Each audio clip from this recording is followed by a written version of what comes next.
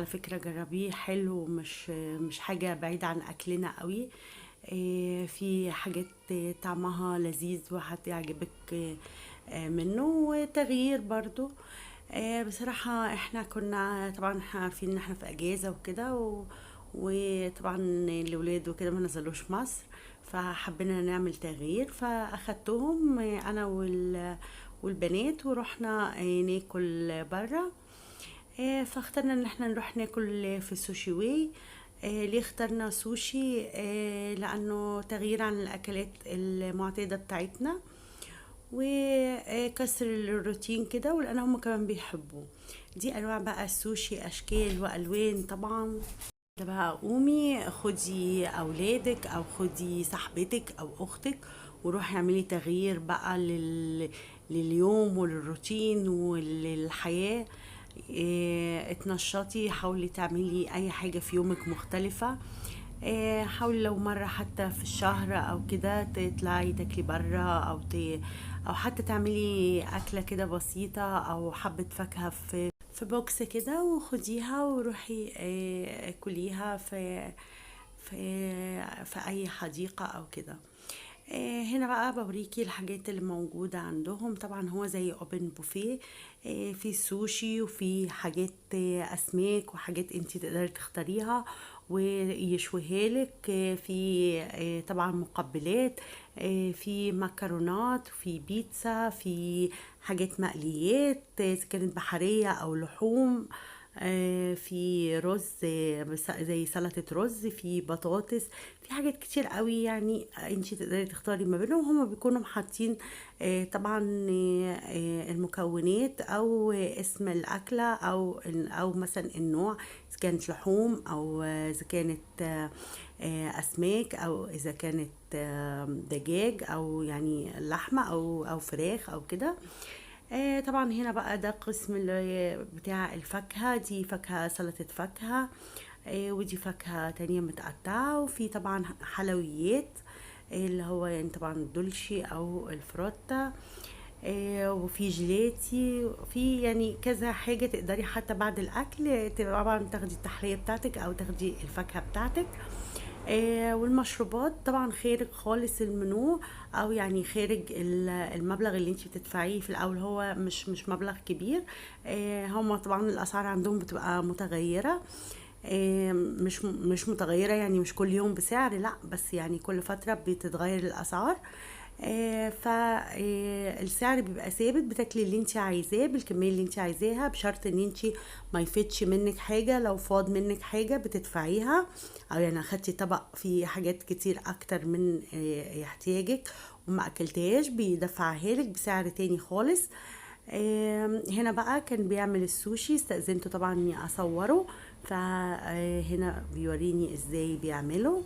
خلينا نتفرج مع بعض ازاي بيعملوه. طبعا ده اللي هو الورق بتاعهم، اللي هو الورق البحري، او وده الرز اللي هما بيعملوه. بيبدأ يفردوا بالطريقة ديت، وبعد كده بيحشيه بالحشوات مختلفة. ممكن يحشي تونة، ممكن يحشي سلمون، ساعات بيحشي افوكاتو مع تونة او مع سلمون، ساعات بيحط خيار.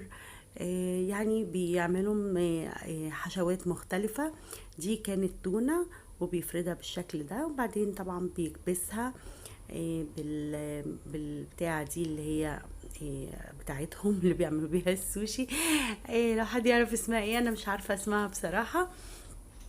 بس بيبدأ يكبسها كده كويس ويقفلها كويس، ويعمل واحدة تانية ويحشيها برضو بنفس الحشوة او بحشوة تانية مختلفة. هنا هو كان بيعمل طبق من نفس النوع، فانا وقفت اشوفه وقلت بالمرة اصوره لكم واوريكم ازاي بيعملوا السوشي. لو حد حابب ان هو يعمله، طريقته سهلة جدا مش صعبة. وبالنسبة لنا احنا بيكون طبق مختلف عن الاطباق المعتادة بتاعتنا. طبعا هنا بقى بدأ اهو هيبدأ يقطعه ويزينه بطريقة حلوة وبحاجات مميزة. طبعا هما بيستخدموا من الأسماك النية اللي بتكون موجودة، هي عبارة عن السلمون وسمك السلمون أو التونة أو الحاجات ديت. كلها يعني تقدري تاكليها نية او تقدري تاكليها ما بتعملش اي حاجة، يعني للناس اللي بتخاف من ان هي تجرب سوشي.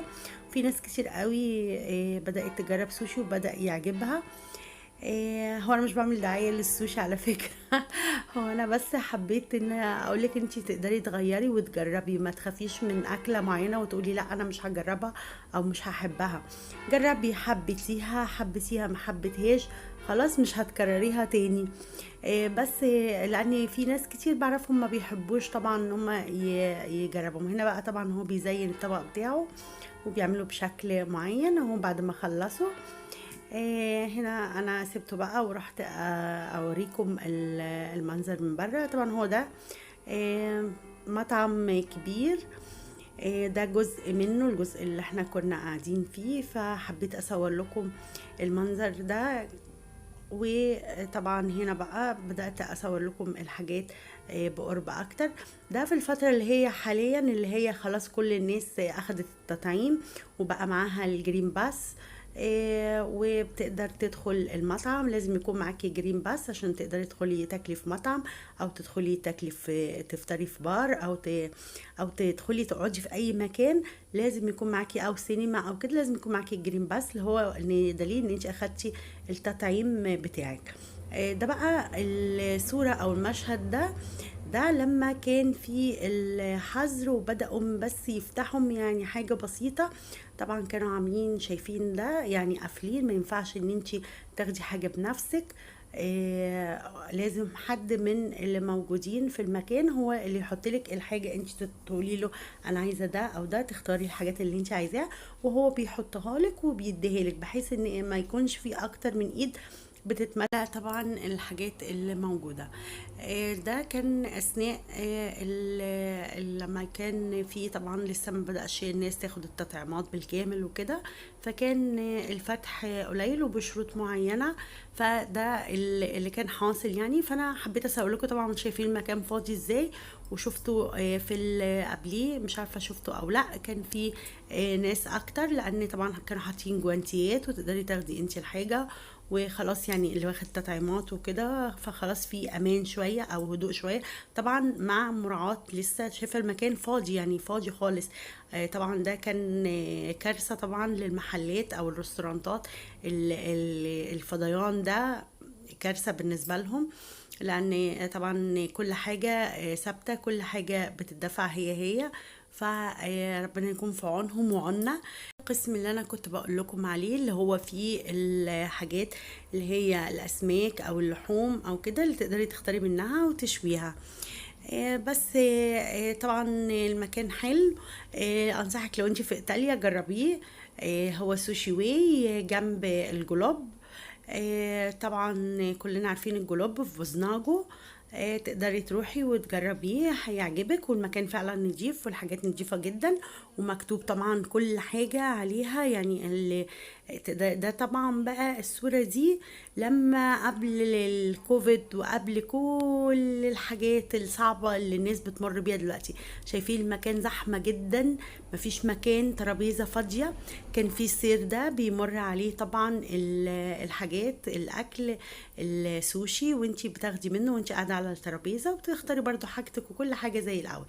هنا طبعا بقى كنا خلصنا خلاص الاكل وخلاص ده المكان بعد ما خلصنا واكلنا وخرجنا من المكان. واتمنى تكون الجولة عجبتكم، وجربي وغيري، والتغيير مهم، وان انتي تغيري من يومك ومن روتين حياتك دي حاجة مهمة جدا لنفسيتك. ولو عجبك الفيديو ما تنسيش بلايك وشير وسبسكرايب لفوفي.